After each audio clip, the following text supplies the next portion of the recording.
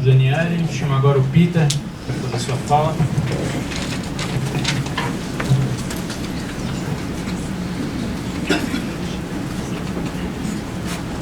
Bom,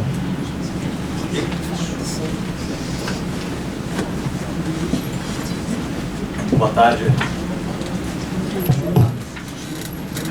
Olá, isso agora vai. Boa tarde a todos e todas. Meu nome é Peter, eu sou defensor público de São Paulo, aqui do estado de São Paulo, e falo aqui como membro do Núcleo Especializado da Infância e Juventude. E venho trazer, nessa construção que a gente vai fazer agora à tarde, para conversa sobre essa nova minuta de decreto da portaria da Secretaria de Habitação, a visão da proteção da infância. Então, dessa específica vulnerabilidade, a Daniele até mostrou lá a minuta, o artigo específico em que, na verdade, o único artigo em que se tangencia a questão da infância. E, então, eu vou entrar um pouquinho nesse mérito, que é extremamente importante, já que a gente vem de uma história no Brasil em que a infância, durante grande parte do século XX, foi relegada ao assistencialismo, às entidades religiosas. Só no final do século XX se começa a pensar em políticas públicas, num primeiro momento políticas repressivas e de institucionalização da infância pobre. E aí, depois do Estatuto da Criança e do Adolescente, com a Constituição de 88, com a Convenção da ONU, que a gente começa a pensar a infância pobre de uma outra perspectiva, né? E mesmo assim, durante muito tempo, fetichizada pela assistência social, pela saúde. E nesse momento a gente tem a possibilidade de trazer a pasta da habitação nessa discussão, que é muito relevante. Então, para isso eu vou defender uma tese central, é isso que me proponho nesse momento, tá? Mesmo que nesse curto período de 20 minutos. E essa tese central diz o seguinte: existe um dever do poder público, prioritariamente a nível municipal, judicialmente exigível, inclusive, de garantir acesso a programas de atendimento habitacional, provisório ou definitivo, a crianças e adolescentes em situação de acolhimento institucional, quando a reintegração familiar com a sua família de origem depender dessa alternativa habitacional para acontecer. E isso colocado ali num plano de atendimento individual. Então, o que isso aqui quer dizer? Significa que se uma família é separada, se as crianças são tiradas de uma família, por qualquer que seja a razão, e elas são colocadas num serviço de acolhimento institucional, que a gente chamava de abrigo antigamente, e para que essa criança volte para sua família, a demanda habitacional apareça, isso é colocado no plano de metas para que a reintegração familiar aconteça, essa demanda deve necessariamente ser atendida pelo poder público. É tanto um direito subjetivo da criança que está nesse serviço de acolhimento institucional, esperando uma alternativa habitacional para voltar para casa, quanto não há discricionariedade, não há nenhum tipo de juízo de oportunidade e conveniência da administração pública em conceder ou não essa alternativa habitacional nesse específico caso. Como é que a gente faz isso? Como que a gente defende essa tese? Por um método que a gente chama no direito de proporcionalidade. Para que serve a proporcionalidade? O que é isso? A proporcionalidade é um método que a gente usa toda vez que existe colisão de direitos fundamentais. Então a gente tem dois direitos fundamentais que estão entrando ali em rota de colisão. Explica melhor, o que é isso?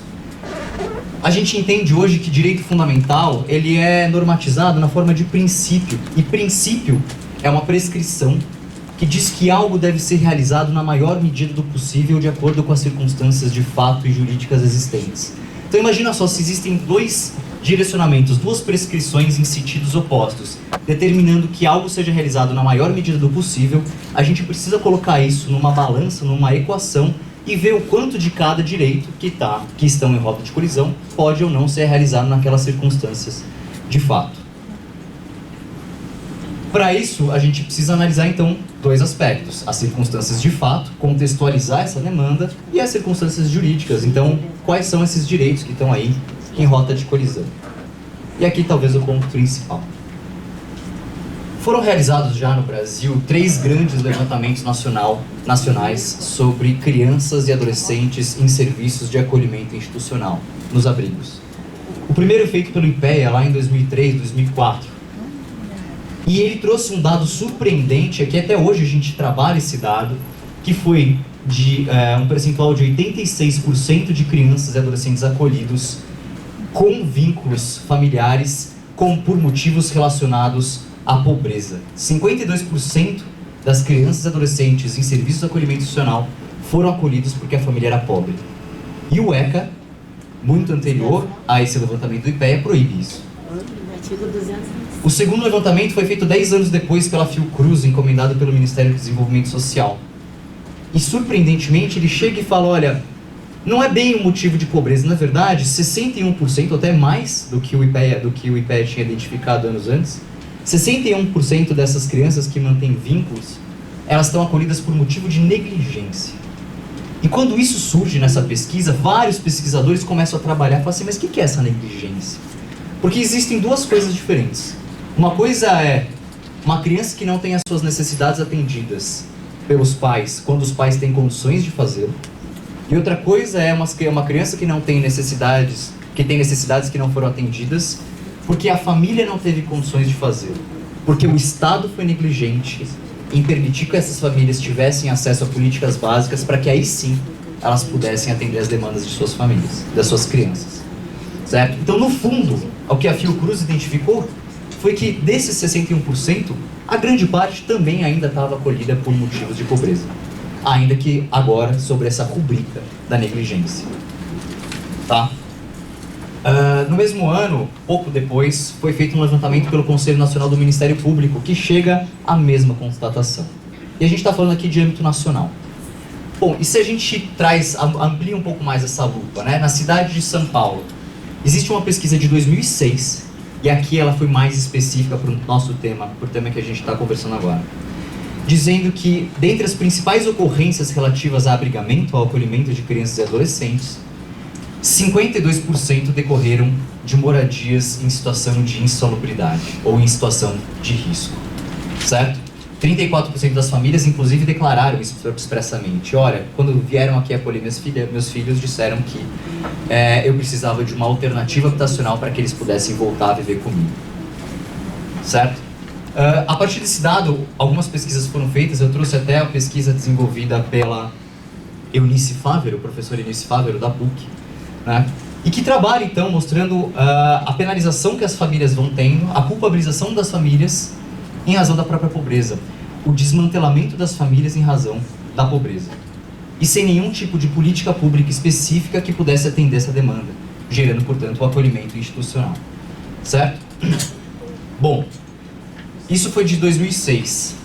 Em 2017, o nosso núcleo especializado aqui da Defensoria da Infância e Juventude, a gente encaminhou para os 127 serviços de acolhimento institucional aqui da cidade de São Paulo, perguntando quais das crianças, adolescentes ou grupos de irmãos acolhidos que dependiam exclusivamente de uma alternativa habitacional para que pudessem voltar para suas famílias.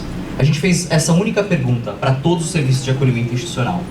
61 responderam e a gente chegou à surpreendente quantidade de 101 famílias que estavam desmembradas, que tinham crianças institucionalizadas, aguardando exclusivamente um atendimento habitacional para que a reintegração familiar pudesse acontecer. Essa informação foi levada nas audiências públicas da discussão do orçamento de 2018, junto com outras informações colhidas pelos outros núcleos especializados da Defensoria. E no final a gente conseguiu um aumento de uma proposta de orçamento para a SEAB, que estava estimado em 494 milhões, para 579 milhões, quase 11 milhões a mais, com essa perspectiva de manutenção do programa de auxílio-aluguel e ampliação do programa de auxílio-aluguel. E a Secretaria, quando responde agradecendo, dizendo que houve essa suplementação, diz: estamos comprometidos com a manutenção do programa. Até que, agora, em 2019, pela Portaria 68, a previsão que existia na Portaria 131, falando que as famílias em situação de vulnerabilidade, mulheres em situação de violência, crianças em situação de acolhimento, ela foi revogada. Hoje a Portaria 131 não tem mais essa previsão, 25 de junho de 2019. Bom, essas são as circunstâncias de fato, então a gente está lidando com essa realidade. Juridicamente, qual que é o grande problema? Durante muito tempo a gente dizia, olha, toda vez que a gente vai pensar, né, em discussão orçamentária, quais devem ser as preferências do Estado no gasto de políticas públicas, como é que está o horário? A gente tentava levar essa discussão e a gente recebia de resposta do Estado dizendo assim: existe um princípio maior que é a supremacia do interesse público sobre o interesse privado. Ou seja, a gente, enquanto Estado, enquanto materialização do pacto social, toda vez que a gente tiver que optar por atender a situação específica de uma criança ali acolhida e atender um interesse maior da coletividade, necessariamente sempre a gente vai ter que atender esse interesse maior da coletividade. Isso muda mais recentemente. Hoje a gente tem produções acadêmicas, produções doutrinárias, inclusive o próprio Poder Judiciário dizendo que não tem mais como a gente falar que o interesse do Estado, esse interesse primário, esse interesse da coletividade, ele sempre vai prevalecer em detrimento do interesse particular de um ou outro indivíduo. Porque também é interesse do Estado atender direitos fundamentais de cada pessoa.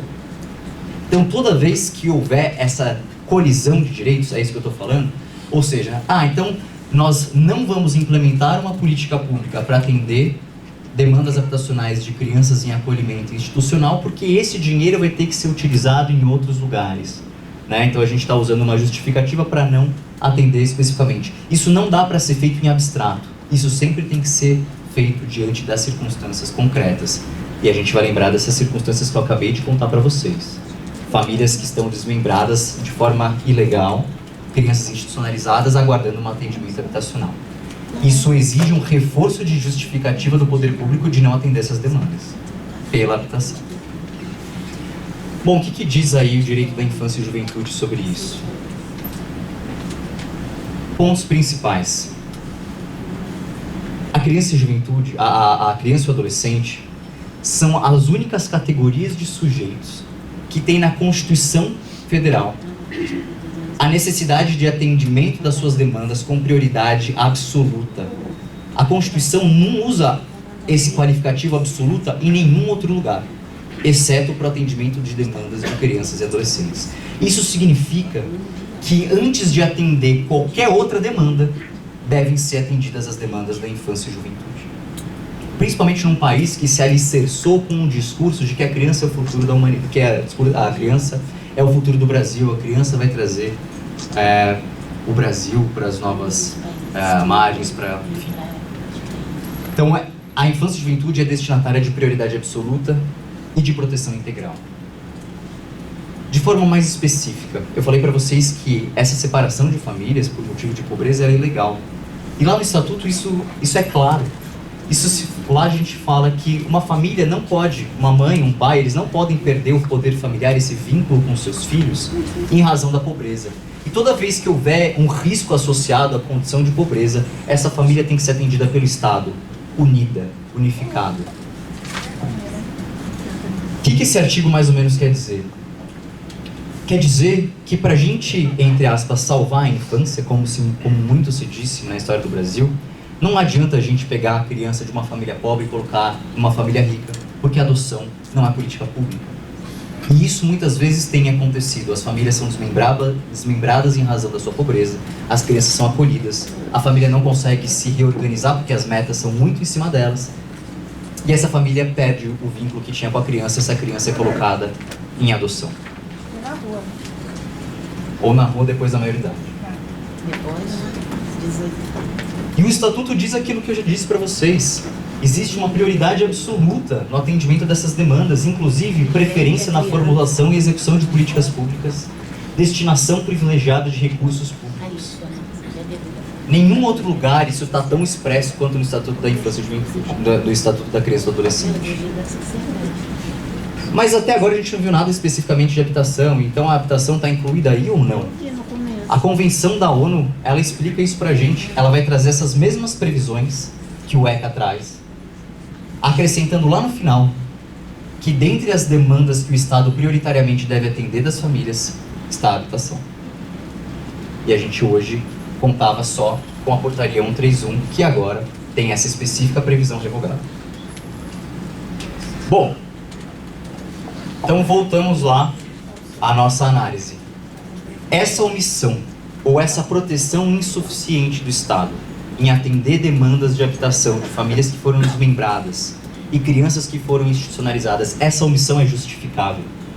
Essa omissão ela não é justificável nem do ponto de vista fático, porque a gente viu que, inclusive, houve incremento orçamentário de 11 milhões em 2018 para atender essa demanda e isso não foi cumprido. Novas demandas decorrentes de crianças em situação de acolhimento institucional não foram incluídas em 2018, apenas foram mantidas as que já estavam incluídas. E também do ponto de vista jurídico, porque os direitos da infância, a gente acabou de ver, eles têm prioridade absoluta, mais do que qualquer outra destinação de recursos. Para vocês terem ideia, eu peguei o chamamento da Secretaria de Assistência Social de 2018 para a celebração de termos de cooperação com organizações da sociedade civil para a criação de novos serviços de acolhimento institucional. E hoje, por mês, um serviço de acolhimento institucional custa para a Secretaria de Habitação R$ 88.249,19. Isso é de 2018. Cada serviço de acolhimento institucional comporta 20 crianças no máximo. Isso significa que a gente tem uma estimativa de custo, considerando recursos humanos, materiais envolvidos na implementação desse serviço, de R$ 4.412 por criança. Enquanto a gente tinha um benefício que foi suspenso de auxílio aluguel de R$ 400 por família. Do ponto de vista orçamentário, essa omissão também não se justifica. O Estado ele está fazendo uma má gestão dos recursos públicos, está gastando para separar famílias e mantendo crianças acolhidas enquanto as famílias têm que se virar para buscar uma nova alternativa habitacional sem apoio do Estado e o Estado gastando, ao invés de buscar qualquer outra forma de atendimento. Eu coloquei aqui o auxílio aluguel para ilustrar, mas não é só essa. Aí tem outros especialistas que têm muito melhores condições de entender qual que é a medida, a alternativa habitacional mais adequada, mas, enfim, aqui essa conta só mostra o quão desproporcional essa omissão ou quão insuficiente essa proteção conferida é, certo? E por fim, trazendo um pouco da fala da Daniele, a gente nunca vai chegar num momento em que as famílias elas devem ser absorvidas 100% por uma única pasta. O próprio ECA diz isso, nosso sistema de garantias diz isso. O atendimento das demandas das famílias, porque muitas vezes as famílias são vítimas de múltiplas vulnerabilidades, ela tem que ser feita de forma integrada pelos diversos setores do poder público em todos os níveis de federação. É essa a única forma que a gente vai conseguir, de fato, cumprir essa missão constitucional de redução da pobreza, de redução das desigualdades sociais, certo? Portanto, duas incorreções técnicas que a gente tem na nova minuta de decreto. Dizer menor em situação de desacolhimento. Primeiro que menor é uma categoria extremamente preconceituosa e estigmatizante, que foi usado durante os códigos de menores até o advento da Constituição e do ECA. A gente tem que abandonar isso. Menor significa que aquela pessoa, aquele sujeito, ele tem menor importância, ele tem menor relevância, ele não é um cidadão, quando hoje a gente entende que toda criança e adolescente é cidadã ou cidadão. Em situação de desacolhimento, não. Em situação, no mínimo, de acolhimento institucional. E mesmo assim, a gente não pode esperar o acolhimento institucional acontecer, o desmembramento da família acontecer, o gasto acontecer, para que a gente proporcione um atendimento habitacional para essa família. Existe um instrumento legal chamado estudo diagnóstico, que ele existe para que, toda vez que se apure, qualquer órgão da rede de proteção apure que uma situação uma família está em situação de risco, em situação de violação de direitos, toda rede que eventualmente esteja de referência daquela família deve se unir e deve elaborar um estudo, um plano de metas para o próprio poder público, junto com a família, permitir que esse risco suma, né, que esse risco seja afastado ou que a situação de ameaça ou violações cesse. Então, nesse estudo diagnóstico, a partir do momento que houver uma demanda habitacional, esse estudo diagnóstico, que é preventivo, também deveria constar dessa minuta de decreto da Secretaria de Habitação. Havendo um estudo diagnóstico demanda por habitação com risco de acolhimento institucional de crianças e adolescentes, essa demanda necessariamente tem que ser acolhida. Obrigado.